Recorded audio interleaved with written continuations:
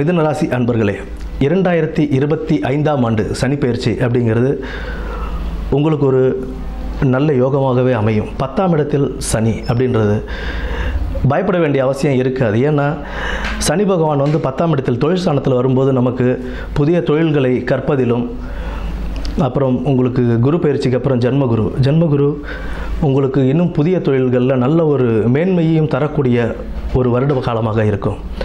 மிதுன ராசிக்கு 2025 சனி பயிற்சி அப்படின்றது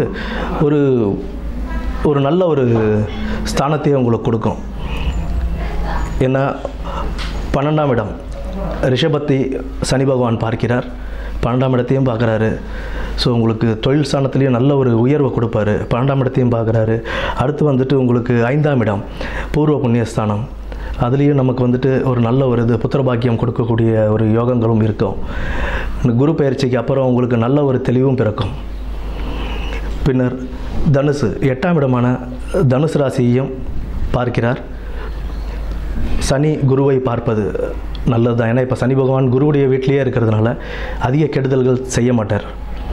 அதனால் நல்ல ஒரு சனி பெயர்ச்சியாகவே யோகமாகவும் நல்ல லாபகரமாகவும் இந்த சனி பெயர்ச்சி அமையும். நன்றி.